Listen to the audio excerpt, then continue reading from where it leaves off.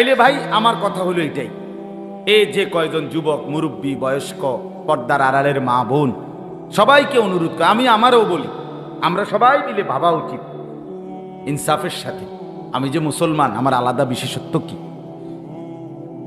আমার আলাদা পরিচয় কি, আমি মুসলমান হিসেবে আলাদা সিম্বল কি, চিহ্ন কি, এটা যদি আমার মধ্যে না থাকে, আত্মপরিচয় যদি না থাকে, আত্মসম্মান যদি না থাকে, আমার রইলটা কি, আমার আর আছেটা কি? আমার চলা ফেরা, উঠা বসা, চাল চলন, কথাবার্তা, চেহারা, সুরত, লেবাস, পোশাক, আচরণ, উচ্চারণ সবকিছু দেখতে যদি বেঈমানের মতো মনে হয়, তা মুসলমান কি আমার আখিরাত কিভাবে মিলবে? এজন্য আমি অনুরোধ করলাম সবাই মিলে আমরা আজকের জন্য না, রাত অনেক হয়েছে, আমি লম্বা করতে চাই না, আমার কথা হলো সবাই মিলে আমরা ভাবি, নিজের দিলকে প্রশ্ন করি। তো এই দুইটা নিয়ামতের কথা বলতে গিয়ে বললাম, আল্লাহ নবী সাল্লাল্লাহু আলাইহি সাল্লাম বলছে, উম্মত সুস্থ থাকলে মানুষ কদর করে না, তার মনে থাকে না সে যে একদিন অসুস্থ হয়ে যাবে, সে যে একদিন দুর্বল হয়ে যাবে, সে যে একদিন বিভিন্ন রোগ ব্যাধিতে আক্রান্ত হয়ে যায়, তার মনে থাকে। আর কি? ওয়াল ফারাক। দ্বিতীয় নাম্বার হলো আল্লাহ রাসূল সাল্লাল্লাহু আলাইহি সাল্লাম বলেন অবসর। অবসর মানে অবসর আছে, এখন কিছু বন্দিগি বেশতি করতে পারে না, সেইটাকে কি করে না, মূল্যায়ন করে, এ গপসপ করে শেষ।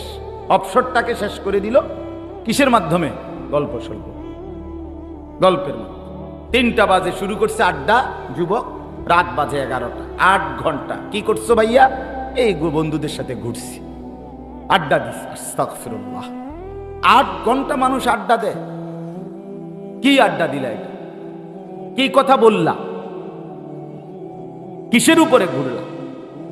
বয়স্ক লোক এই চা দোকানে 3 ঘন্টা, 2 ঘন্টা বসে আছে।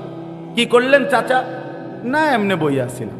আশ্চর্য, আপনি না মুসলমান, আপনার না আখেরাত আছে, আপনি না কবরে যাবেন, আপনার না হাতে সময় কম, আপনার না সময় কম। রাসূলুল্লাহ সাল্লাল্লাহু আলাইহি ওয়াসাল্লাম বলছেন, একটি সাগরের মধ্যে কেউ যদি হাতের আঙ্গুল দিয়া আঙ্গুল চুবায়, তো আঙ্গুলের অগ্রভাগে যেই পানিটুকু লাগছে, এটা তো সাগরের এক সাইড কানা হয়ে গেছে, ঠিক না? পানি শুকিয়ে গেছে না অর্ধেক? কথা বলেন না, সাগরের টের পাওয়া যায়। তা আল্লাহ রাসূল সাল্লাল্লাহু আলাইহি সাল্লাম বলেন, উম্মত আখিরাতের তুলনায় দুনিয়ার হায়াতটা সাগরের মধ্যে আঙ্গুল চুবাইলে আঙ্গুলের অগ্রভাগে যেটুকু পানি লাগে এটুকু হলো দুনিয়া, আর বাকি সাগরের পুরা পানিটা আখিরাত। কোরআনুল কারীমের মধ্যে আছে, বাস কোরআনুল কারীমের মধ্যে আছে, আল্লাহ তাআলা বান্দাকে জিজ্ঞেস করবে, বান্দা হাসরের ময়দানে তুল্লা, কবর থেকে যখন হাসরের ময়দানে উঠাবে, তো নাফরমান বান্দাকে জিজ্ঞেস করবে, আল্লাহর বান্দাকে আল্লাহ জিজ্ঞেস করবে, কতদিন ছিলা দুনিয়ায়? তো বান্দা বলবে, লাবিসনা ইয়াওমান আও বা'দা ইয়াওম, আল্লাহ দুনিয়াতে ছিলাম হয়তো 24 ঘন্টা, একদিন, অথবা তার চাইতে কম, 18 ঘন্টা, 12 ঘন্টা, 14 ঘন্টা। এই 60 বছর মনে হবে, হাসরের ময়দানে দাঁড়াইয়েই মনে হবে আমি যেন 60 বছর 70 বছর দুনিয়া, মনে হবে যেন 24 ঘন্টা বা তার চাইতে কম। আখিরাত তাইলে কত বড়, আখিরাত তাইলে কত বড় বাস, আখিরাত তাইলে কত বড়। হাদিসের মধ্যে আছে, আল্লাহ নবী সাল্লাল্লাহু আলাইহি ওয়াসাল্লাম বলেন, মনে করেন নবীজি উদাহরণ দিছে যে একজন ব্যক্তি 60 বছর 70 বছর এক টানা পুরা হায়াত কোনোদিন দুঃখ দেখে নাই, কোনোদিন এক বিন্দু দুঃখ পায় নাই, কষ্ট পায় নাই, কিন্তু আল্লাহর নাফরমানিতে জিন্দেগিটা কাটাইছে। কোনোদিন আল্লাহর একটা হুকুম মানে নাই, কিন্তু কষ্টও পায় নাই। এই ব্যক্তিকে আল্লাহ তাআলা ফেরেশতাদেরকে দিয়ে বলবে, ফেরেশতা আমার এই বান্দাটাকে জাহান্নামের চারদিকে একটাবার শুধু বাহিরটা ঘুরাইয়া আনবা, আর আনার সময় জাহান্নামের দরজার মধ্যে 10টা সেকেন্ডের জন্য জাহান্নামের দরজার বাহিরে তারে দাঁড় করাইবা, শুধু যেন 10 সেকেন্ড 1 সেকেন্ড জাহান্নামের একটু গরম বাতাস তার বুকটার মধ্যে যেন একটু লাগে, আইবা বাহিরে থেকে। কসম আল্লাহর, এটা হাদিস। তো এইভাবে যখন এই লোকটাকে যে 60 বছর 70 বছর আল্লাহর নাফরমানি করে কাটাইছে, কিন্তু কোনোদিন দুঃখ কষ্ট পায় নাই, এরে যখন জাহান্নামের বাহিরটা ঘুরাইয়া আনবে আর জাহান্নামের গরম বাতাস 2টা সেকেন্ড তার বুকে লাগবে, আল্লাহ তাআলার সামনে আনবে, তো আল্লাহ তাআলা জিজ্ঞেস করবেন, আমার বান্দা জীবনভর খুব তো সুখেই কাটাইছ না, কোনোদিন তো দুঃখ পাও নাই। আল্লাহর কসম, তখন রাসূল সাল্লাল্লাহু আলাইহি সাল্লাম বলেন, ওই ব্যক্তি তখন বলবে আল্লাহর সামনে, রব্বুল আলামিন, জীবনে সুখ কি জিনিস আমি জীবনে কোনোদিন দেখি নাই, আমি জীবনে কোনোদিন সুখ দেখি নাই। তার মানে জাহান্নামের গরম বাতাস, এই 10 সেকেন্ডের গরম বাতাস তার 60 বছরের সুখের দুনিয়া ভুলাই দিবে।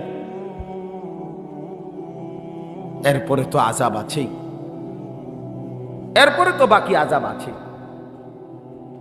এজন্য দয়া করে আমরা ভাবতে শিখি, নিজের হাতে নিজের আযাব, নিজের মুসিবত, নিজের আখিরাত কেন বরবাদ করব? কেন? কি লাভ? কেন আল্লাহকে ডাকলাম না? কেন আল্লাহর বন্দেগী করি না? কেন আল্লাহর হুকুম মানি না? আমরা এবার তর্জমাটা শুনি। আমি যে আয়াতগুলো পড়ছি, ছোট্ট ছোট্ট আয়াত, শুধু অর্থগুলা শুনাইলেই আমার কথা শেষ। কোরআনুল কারীমের 29 নম্বর পারা, কোরআনুল কারীমের 70 নম্বর সূরা, সূরাটার নাম সূরায়ে মাআরিজ। এই সূরার শুরু থেকে আমি তেলাওয়াত করছি, তর্জমাটা শুনাই। শুরুর কথাটা হইল, আল্লাহ নবী সাল্লাল্লাহু আলাইহি ওয়াসাল্লামের জামানায় নবীজি যখন ইসলাম প্রচার করতেন, তখন যারা যারা নবীজির ইসলাম প্রচারের বিরোধিতা করত, বড় বড় কাফের সর্দার, এর মধ্যে একজন কাফের সর্দারের নাম ছিল নজর ইবনে হারেস। সেও কাফেরদের মধ্যে নবীজির বিরোধিতাকারীদের অন্যতম ছিল। সে খুব জঘন্য ছিল, অত্যন্ত ভয়ানক ছিল। সে অন্য দেশ থেকে, পারস্য থেকে বাঁদি, গায়িকা, নর্তকী ভাড়া কইরা কিন্না সে আনছিল মক্কায়। আর আইনা মক্কার যুবকদেরকে একত্রিত করে বলতো, তোমরা আমার এই বাঁদির নাচ গান শোনো, তবুও মুহাম্মদের কাছে যেও না, মুহাম্মদের কথা শুনো না, এই কথা সে বলতো। এই ব্যক্তির নাম ছিল নজর ইবনে হারেস। আল্লাহ নবী সাল্লাল্লাহু আলাইহি সাল্লামের কাছে সে আয়েশা বলতো, মুহাম্মদ তুমি যে বলো আযাব আসবে আল্লাহর, এটা অহন আইতে কও, এখন দিতে কও। এই এমন গাদ্দার ছিল।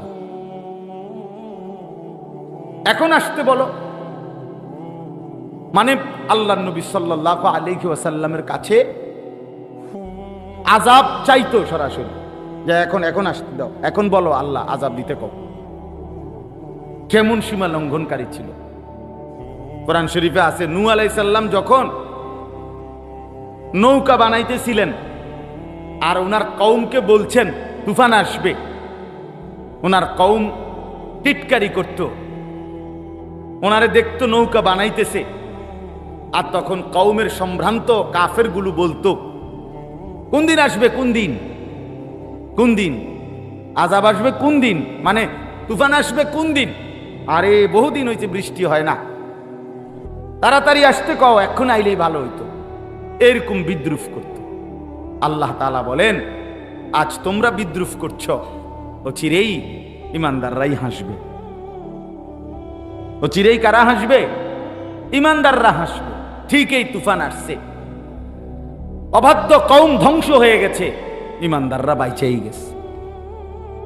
এই জন্য বললাম, এই সূরার শুরুটা হইলে এই ওই যে কাফের নজর ইবনে হারেস, সে রাসূলুল্লাহ সাল্লাল্লাহু আলাইহি ওয়াসাল্লামের কাছে আযাব চাইতো, মানে আল্লাহর আযাব আসুক। আল্লাহ তাআলা বলেন, সাআলা সাইলুম বিআযাবিন ওয়াকি'। আল্লাহ তাআলা বলেন, দেখেন নবী, এই ব্যক্তিটা সরাসরি নিশ্চিত যেই আযাব, সেই আযাবটা চাচ্ছে, আবেদন করছে আযাবের। আল্লাহ বলেন, লিল কাফিরিন, আযাব তো নাফরমান বেঈমানের জন্য হবেই। লাইসা লাহু দাফি', কোন শক্তি সেই আযাব থামাইতে পারবে না, প্রতিহত করতে পারবে না। মিনাল্লাহি দিল মাআরিজ, সুউচ্চ সুমহান মর্তবার অধিকারী মহান আল্লাহর পক্ষ থেকে আযাব আসবেই আসবে। তুমি নাফরমান চাচ্ছ, ঠিক আছে, অপেক্ষা কর, দেখবা আযাব আসবে।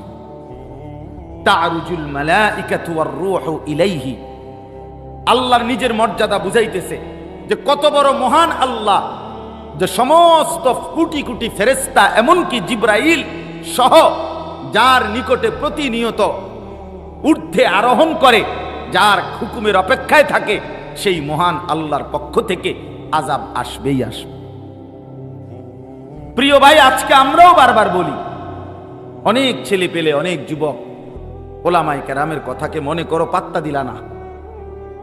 কত চোখের পানি ফেলে, কত আবেদন নিবেদন করে মসজিদের ইমাম সাহেবরা, আলেম ওলামারা বলে যে ভাই নামাজ পড়ো, নামাজ পড়ো, আল্লাহরে ডাকো, না এটা আল্লাহ আযাব দিবে, শাস্তি দিবে, তুমি পাত্তাই দাও না।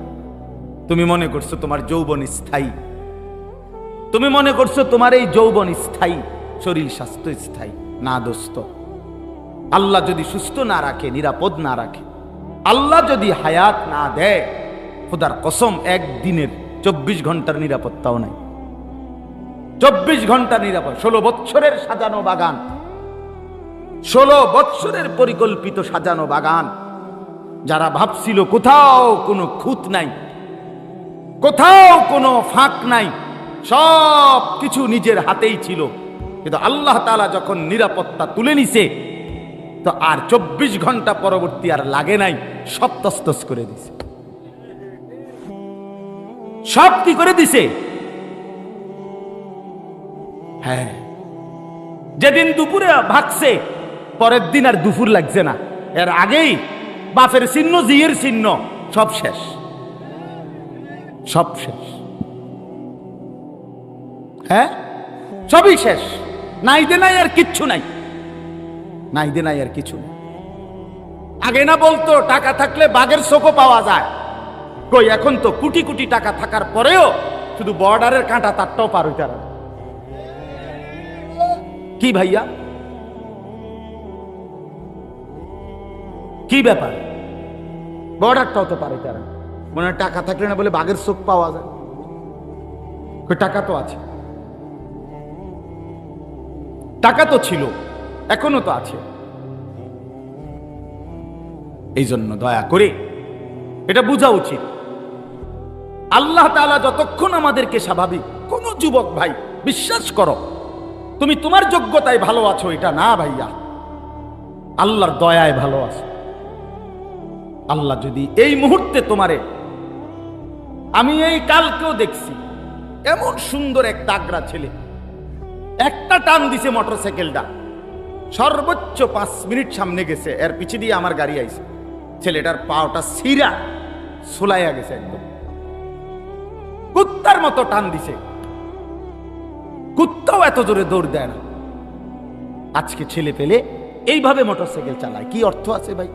কারে দেখাইলা? তোমার যে পাওটা এখন ছিঁড়া গেল, রক্তে ভাইসা গেল পাওটা, 3টা মানুষ পড়ে গেছে, একটা মোটরসাইকেলের পিছনে পারে না 5 জন বইতো, যাইটা হইল এটার ভিতরে জায়গা নাই। এরপর মানে ছাগল যে এত ছাগল যে নিজের জানের কোনো মায়াটাও না, এটা কি পাগল? এরকম পাগল এত তার ছিঁড়া মানুষ কেমনে হয়? যে নিজের জানের উপরে তো কমপক্ষে দয়া করা দরকার। এত বিবেক কি নাই যে এটা তো আমি মরে যাবো, অ্যাক্সিডেন্টটা করলে তো আমার ঠ্যাংটা ভাঙ্গা যাইব, এই কি পাগল? আমি এটা বুঝি না। এটা আমি বুঝি না। আহা, হায় রে আমগো ছেলেরা কি করে বুঝছেন না? একটা মোটর সাইকেল নিয়ে, একটা মোবাইল, হ্যাঁ একটা মোবাইল আছে, মনে করছে কি 7,000 ধন। কয়েকজন বন্ধু বান্ধব চলতেছে, আড্ডা দিতেছে, 7,000 ধন আছে। না রে ভাইয়া, আল্লাহ তাআলা যদি স্বাভাবিক না রাখে একদিনও স্বাভাবিক থাকবে। কত যুবক হসপিটালে, কত যুবক হসপিটালে। আমি একবার জীবনে পঙ্গু হসপিটালে, ঢাকা মেইন যেই হসপিটালে, ওখানে গেছিলাম দেখতে একবার জীবনে। আমার শায়েখ আল্লামা মুফতি মুশতাকুন নবী সাহেব যখন গাড়ি অ্যাক্সিডেন্ট করে পা ভাঙ্গা গেছিল, তখন হুজুরে দেখতে গেছিলাম। তখন হসপিটালটা ভিতরে ঢুকে রোগীদেরকে দেখছিলাম। অসংখ্য রোগী দেখছি, রডের মধ্যে টাঙ্গা দিয়ে রাখছে 1 মাস ধরে, 12 দিন 14 দিন 28 দিন। মানুষের কষ্ট কাকে বল? মানুষের মুসিবত কাকে বল? তুমি নওজোয়ান কোনোদিন দেখে আইসো কোন হসপিটালের বড় কোন মেডিকেল কলেজের বার্ন ইউনিটে, কোনোদিন দেখে আইসো ভাইয়া আগুনে পোড়া রোগী কি পরিমাণ কষ্ট পায়। কারো যদি কোনো শরীরের কোনো অংশ আগুনে পুড়ে যায়, সে কি পরিমাণ চিৎকার করে। আমি দেখছি এটাও একবার কুমিল্লা মেডিকেল কলেজে। আমার একজন বন্ধু তার ভাই রাস্তা দিয়ে হঠাৎ যাইতেছিল, বেখেয়ালে চা দোকানদারে বেখেয়ালে এক বল গরম পানি রাস্তার যে ফেলাইছে, টিক্কা মারছে, ও তার পুরা পাশা সহ পিছন দিয়া তার শরীরে পড়ছে। মাদ্রাসার ছাত্র, এইটা পুড়ে গেছে পুরা। তারে দেখতে গেছিলাম যে তার হসপিটালে যে ড্রেসিং করতেছে, তার চিৎকার আল্লাহর আরশ পর্যন্ত কাঁপতেছে।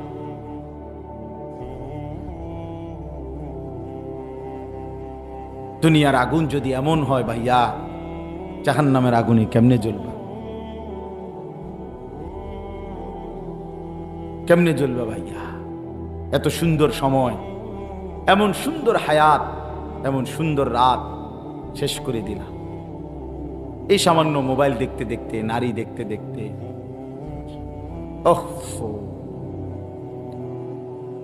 এজন্য দোস্ত আমার, বন্ধু আমার, মেহেরবানি করে নিজের উপরে কদর করলে ভালো। অহংকার করতে নাই। নিজের শরীর, স্বাস্থ্য, যৌবন, বাবার অর্থ, বিদেশের টাকা, সাংসারিক একটু সচ্ছলতা, কোনোটাই স্থায়ী না। আল্লাহ পাকের দয়াটাই স্থায়ী। অর্থাৎ আল্লাহ যখন যাকে যেই অবস্থায় রাখছেন, এই কারণে সে আছে এভাবে। নাই তো আসলে আমাদের নিজস্ব কোনো কিছুর উপরে আমাদের ভরসা করার মতো যে আমার ব্যাংক আছে, ব্যালেন্স আছে, আমার লোক আছে, দল আছে, আমার সাথে বহু মানুষের সম্পর্ক আছে, কিচ্ছু থাকবে না, কিচ্ছু থাকবে না। তাইলে চলেন, আল্লাহ তাআলা বলেন ফি ইয়াউমিন কানা মিকদারুহু 50 আলফ সানা। আল্লাহ বলে, বান্দা শোনো, এই নাফরমান, আযাব আসবে সেদিন, প্রকৃত আযাব দেখবা ওই দিন, যেই দিন হাসরের মাঠ একদিন হবে 50,000 বছরের সমান। এই সেদিন টের পাইবা আযাব কাকে বলে। আল্লাহ কোরআনে বলছে ফি ইয়াউমিন কানা মিকদারুহু 50 আলফ সানা।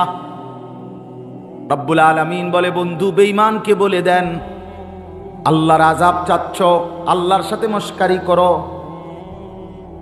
আল্লাহ পাকের সাথে উপহাস করছো না ফরমান, অপেক্ষা করো সেই দিনের, যেই দিনের আযাব যখন শুরু হবে, তো সেই দিনের সর্বনিম্ন পরিমাণ হবে 50,000 বছর। হাসরের ময়দানের একদিন হবে 50,000 বছর। সেদিন যদি কষ্ট হয়, সেদিন যদি যন্ত্রণা হয়, তাহলে সেই সময়টা কেমনে পার হবে? এত লম্বা সময় কেমনে কাটবে? আল্লাহ তাআলা কুরআনুল কারীমে বলেন, ইয়াউমা ইয়াকুমুন নাসু লিরাব্বিল আলামিন। আল্লাহ বলেন, হাসরের ময়দানে যত লক্ষ বছর, যত হাজার বছরই হয়, পুরাটা সময় বান্দা আমি আল্লাহর সামনে দাঁড়িয়ে থাকতে হবে, বসার কোনো সিস্টেম মিলবে না। কোরআনের আয়াত, নবীজি সাল্লাল্লাহু আলাইহি ওয়াসাল্লাম বলেন, উম্মত কতটুকু দাঁড়ানো, কতটুকু জায়গায় দাঁড়িয়ে থাকবে, মাউদাউ কাদামিন, দুইটা পাও রাখতে যেটুকু জায়গা, শুধু এটুকু জায়গা পরিমাণ জায়গাতেই দাঁড়িয়ে থাকবে। এক সুতা সামনে পিছনে ডানে বামে যেতে পারবে না। সূর্যটা মাথার উপরেই থাকবে, পায়ের নিচের মাটিটা তামার মতো উত্তপ্ত হয়েই থাকবে। জাহান্নামকে সরাসরি ফেরেশতারা টেনে হাসরের ময়দানে এনে দাঁড় করাবে। ওয়াজিআ ইয়াউমাইদিন বিজাহান্নাম। এইবার কল্পনা করেন, একে তো সময় হলো 50,000 বছর, দ্বিতীয়ত দাঁড়িয়ে থাকবে, তৃতীয়ত মাথার উপরে সূর্য থাকবে, চতুর্থত পায়ের নিচের জমিন তামার মতো উত্তপ্ত হবে, পঞ্চমত জাহান্নাম চোখের সামনে থাকবে। তখন হালাত কি হবে? যদি বলো এগুলো রূপকথা, তাহলে কোন যুক্তিতে? যদি বলো এগুলো সত্য না, তা আল্লাহর কথা মিথ্যা কোনটা? আল্লাহ পাকের অন্য কোনো কথা কখনো মিথ্যা হইছে? তো এটা মিথ্যা হবে কেন? কথা বোঝেন নাই? দুনিয়াবি কোনো কথা আল্লাহ যেগুলো দুনিয়ার বিষয় বলছে, এগুলো কোনোটা ভুল প্রমাণিত হয়েছে? তো এইটাও ভুল হবে। আল্লাহ বলছে মাথার উপরে আসমান, তো বিজ্ঞান প্রমাণ করছে মাটির তলে আসমান। কথা বলেন না কেন? তো আল্লাহ বলছে পায়ের নিচে জমিন, কোরআনে আছে আলাম নাজআলিল আরদা মিহাদা। তো আল্লাহ বলছে পায়ের নিচে জমিন, তো বিজ্ঞান প্রমাণ করছে মাথার উপরে জমিন। তো তাই ভুল হয়েছে কি? আল্লাহর দেওয়া কোনো তথ্য, রাসূলুল্লাহর দেওয়া কোনো তথ্য এই 1450 বছরের ভিতরে একটি প্রমাণিত ভুল প্রমাণিত হয় নাই, সন্দেহযুক্ত হয় নাই। তাইলে কবর, হাসর, আখিরাত, মিজান, ফুলসিরাত, পরকাল, হাসরের মাঠ, এগুলো ভুল হবে কেন? কারো কথা ভুল হইলে তো অন্য কথার মধ্যেও ভুল পাওয়া যাইত। কথা বুঝেন নাই? তো আল্লাহ পাক দুনিয়াবি বিষয়ে যত কিছু বলছে, কোনোটা ভুল আছে? অতএব বন্ধু আমার, রাত গভীরে চলেন ভাবি, যে কয়জনই বসতে পারছি আমরা ভাবতে চেষ্টা করি, নিজের জীবনের কদর করেন। বয়স্ক বাবা যারা আছেন আপনাদেরকেও বলি, বাবা জিন্দিগির হিসাব মিলায়া যান, জীবনের হিসাব মিলায়েন, কি নিয়া কি রাইখা কবরে যাচ্ছেন। আল্লাহ তাআলা কোরআনে বলছে আলিমাত নাফসুম মা কদ্দামাত ওয়া আখখারাত। বান্দা, হাসরের ময়দানে আসলে তুমি দুইটা জিনিস জানবা। এক, তুমি নিজে থাকতে কি করছিলা। দুই, তুমি কবরে আসার সময় কি রাইখা আসছিলা। কসম আল্লাহর, এটা কোরআনে আছে। আল্লাহ বলছেন তুমি যা করছিলা ভালো মন্দ, তার হিসাবও দেখবা তোমার নামে, আর তুমি যা রাইখা আসছো দুনিয়ায়, তার হিসাবও তোমার নামে দেখবা। তুমি থাকতে যতদিন টেলিভিশন দেখছো, এটার হিসাবও পাইবা। তুমি যে রঙিন টেলিভিশন ঘরে রাখা কবরে আসছো, এরপরে তোমার বউ বাচ্চা যতদিন টেলিভিশন দেখছে, খোদার কসম তোমার আমল নামায় সমপরিমাণ গুনাহ, এটার হিসাবও পাইবা। তুমি যে নামাজ পড়ছো, এটার হিসাবও দেখবা। তুমি যে মসজিদে দান করছো, এরপরে যত মুসল্লি নামাজ পড়ছে তোমার পরে, সেটার হিসাবও তোমার নামে দেখবা। প্রতিটা নেক কাজের দুইটা হিসাব, আমি নিজে যা করেছি, আমি যা ব্যবস্থা করেছি। প্রত্যেকটা গুনার দুইটা হিসাব, আমি নিজে যা করেছি, আমি যা রেখে গেছি। আমিও সুদ খাইছিলাম, আমার ফুতেরও সুদে টাকা লিয়া বিদেশ পাঠাইছিলাম। ফুতেরও তো কামাই রোজগারি ধরাই দিছি সুদের টাকা দিয়া। তাহলে আমি তো তারে রেখে গেলাম, মানে সুদের উপরে রেখে গেলাম। এবার সে যতদিন এটা দ্বারা বাড়বে, আমার নামও যোগ হবে। এজন্য দয়া করে প্রত্যেকেই ভাবা উচিত। আল্লাহ রাব্বুল আলামিন বলছে, বান্দা ওই বেঈমান না ফরমান যেভাবে সামনাসামনি আযাব চাইলো, আযাব চাক কিংবা না চাক, কাফের বেঈমান মুশরিক না ফরমানের জন্য আযাব আসবেই আসবে। হাসরের ময়দান আমি আল্লাহ তাআলা ছাড়ব না। আল্লাহ বলছেন, বান্দা বিশ্বাস করো, আহসাহুল্লাহ, আমি কিন্তু তোমার জিন্দেগি গুনে গুনে রাখছি। তুমি ভাইবো না বান্দা এখন ছেড়ে দিছি বলে আমি আল্লাহ তাআলা হাসরের ময়দানেও ছেড়ে দেব না। দুনিয়া আল্লাহ তাআলা এমনিই ছেড়ে রাখছে। এটা তো পরীক্ষার জায়গা। পরীক্ষার হলে টিচার কিছু বলে না, আগেই সব বলে দিছেন আল্লাহ তাআলা নবীর মাধ্যমে, রাসূলের মাধ্যমে, কোরআনের মাধ্যমে সব বলে দিছেন। আল্লাহ বলেন বান্দা পাত্তা দিলা না, অসুবিধা নাই, কবরে আইসো দেখা হবে, হাসরের ময়দানে আইসো হিসাব হবে। এজন্য দয়া করে নিজের আযাব নিজে টাইনে আইনেন না, নিজের মুসিবত নিজে টাইনে আইনেন না। আল্লাহ তাআলা নবীজিকে বলছেন ফাসবির সাবরান জামিলা, হে বন্ধু, যে যত ব্যঙ্গ করে, বিদ্রুপ করে, আল্লাহর আযাবের ব্যাপারে উপহাস করে, আপনি ভদ্রভাবে ধৈর্য ধরেন। আপনি ধৈর্য ধরেন, তর্ক করেন না, আপনি ধৈর্য ধরেন।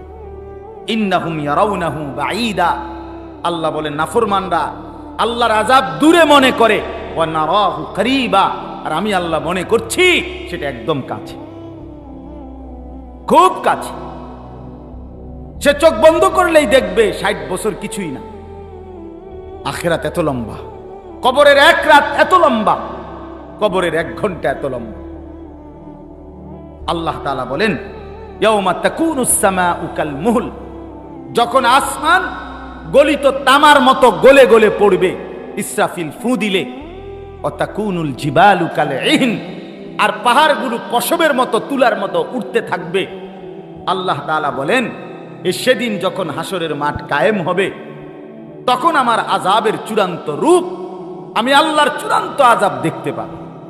ওয়ালা ইউসআলু হামিমুন হামিমা, তখন কোন বন্ধু, কোন পরিচিত জন কেউ কাউকে কিছুই জিজ্ঞেস করবে না। ইউবাসসারুনাহুম, অথচ একে অপরকে, এই যে এখন আমরা যেমন একজন আরেকজনকে দেখতেছি, আল্লাহ বলেন হাসরের ময়দানে প্রত্যেক পরিচিত ব্যক্তি তার অপর পরিচিত ব্যক্তিকে দেখতে পাবে সরাসরি, একটা শব্দ কথাও জিজ্ঞেস করবে না। দেখবে, বাবা দেখবে এই যে ছেলে আমার, ছেলে দেখবে এই যে ইনি আমার আব্বা, স্বামী দেখবে ওই যে আমার স্ত্রী, স্ত্রী দেখবে এই যে আমার স্বামী, স্বামী, যার যার পরিচিতকে যার যে দেখবে, বন্ধুদেরকে দেখবে, কিন্তু আল্লাহ বলেন কেউ কাউকে কিছুই বলবে না। ইয়াওয়াদ্দুল মুজরিমু লাউ ইফতাদি মিন আযাবি ইয়াউমিইদিন বিবানি, এই শেষ কথাটা দেখেন। আল্লাহ বলেন হাসরের ময়দানের এই কঠিন অবস্থায় প্রত্যেক পাপী নাফরমান নিজেকে জাহান্নাম থেকে বাঁচানোর জন্য আল্লাহকে বলবে। কি বলবে? আল্লাহকে 1 নম্বরে বলবে, আল্লাহ আমার ছেলে মেয়েগুলোকে জাহান্নামে দিয়ে দেন। 2, অসাহিবাতিহি, আমার স্ত্রীকে জাহান্নামে দিয়ে দেন। ও আখিহি, আমার ভাই বোনকে জাহান্নামে দিয়ে দেন। ও ফাসিলাতিহিল্লাতি তুযি, আমার পাড়া পড়শিকে জাহান্নামে দিয়ে দেন। ওমান ফিল আরদি জামিআ, আল্লাহ পৃথিবীর সমস্ত মানুষকে জাহান্নামে দিয়ে দেন। সুম্মা ইউনজি, অতঃপর একলা আমারে শুধু বাঁচায় দেন, আমারে বাঁচায় দেন। আল্লাহ প্রয়োজনে সবারই জাহান্নামে দিয়ে দেন, আমারে দিয়েন না, এভাবে চাইবে। আল্লাহ বলেন কাল্লা, কখনোই না। ইন্নাহা লাযা, বান্দা জাহান্নামের আগুন হলো লেলিহান শিখা। নাজ্জাতাল লিশাওয়া, আল্লাহ বলেন জাহান্নামের আগুন প্রত্যেকের শরীরের পশম চামড়াগুলো খসে খসে ফেলে দিবে। তাদউ মান আদবারা ওয়া তাওয়াল্লা, জাহান্নামের আগুন ডাক দিবে ওই মানুষগুলোকে যারা আল্লাহর হুকুম থেকে পিছনে চলে গেছিল। ওয়া তাওয়াল্লা, আল্লাহর হুকুম থেকে পৃষ্ঠ প্রদর্শন করেছিল। ওয়া জামাআ ফাআওয়া, এবং দুনিয়াকে এই পরিমাণ জমা করে নিজেরা দুনিয়াকে কামড়াইয়া আগলাইয়া ধরে রাখছিল। আল্লাহ বলেন হাসরের ময়দানে জাহান্নাম ওই নাফরমানগুলোকে নিজেই ডেকে ডেকে আগুনের মধ্যে ঢুকাবে। শেষ আয়াত। হ্যাঁ বন্ধু আমার, চলেন সবাই মিলে ভাবেন, নিজের উপরে রহম করেন, নিজের ভালো বোঝেন। যুবক ভাই তোমাদেরকেও বলি, ভাইয়া নামাজ পড়ো ভাই, নিজের ভালোটা কমপক্ষে বোঝা দরকার। সব সময় আমি চিৎকার করি, এটা কি মুসলমান?